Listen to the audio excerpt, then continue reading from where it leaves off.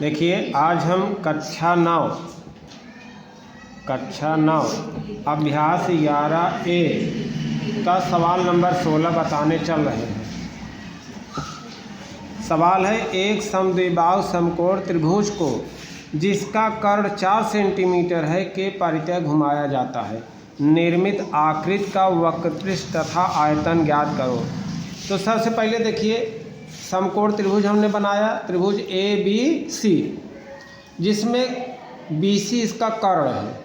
ये समद्विबाहु यानी दो भुजाएं इसकी बराबर है, यानी एक भुजा AB A है तो AC भी A होगी। ठीक, अब हम पाइथागोरस प्रमेय का प्रयोग करेंगे।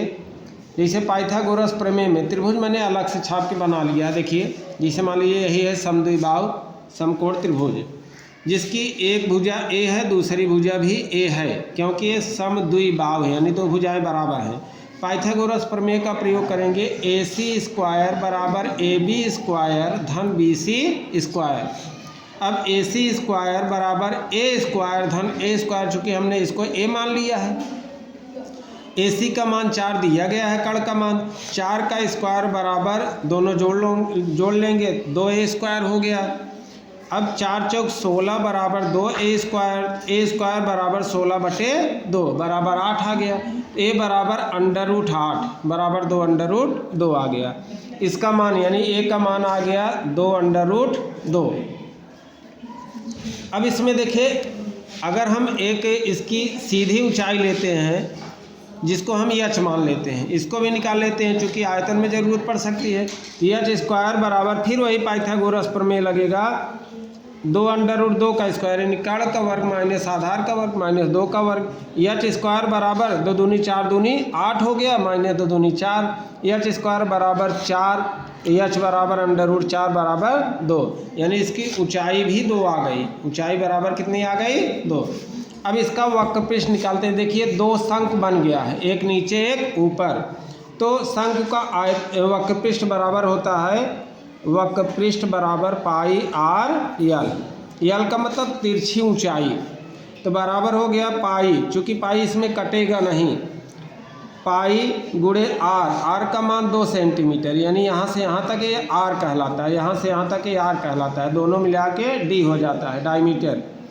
तो पाई गुणे 2 गुणे l का मान 2√2 है।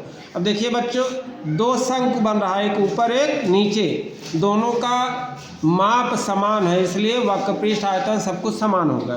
तो 2 का गुणा कर देते हैं और एक्स्ट्रा, तो हो जाएगा बराबर 2 दूनी 4 दूनी 8√2। इसमें गुणा नहीं होगा चूँकि पूर्ण संख्याओं का गुणा पूर्ण संख्याओं में होता है, तो 8√2 पाई, ये तुम्हारा पहला आंसर आ गया। अब आयतन बराबर होता है 1/3 पाई r स्क्वायर h। सम का आयतन बराबर 1/3 पाई r स्क्वायर h, तो बराबर 1/3 गुणे पाई गुणे r का मान वही रहेगा 2 रहेगा, 2 गुणे 2 गुणे h का मान कितना आ गया 2, यहाँ हमने निकाला है गुणे 2।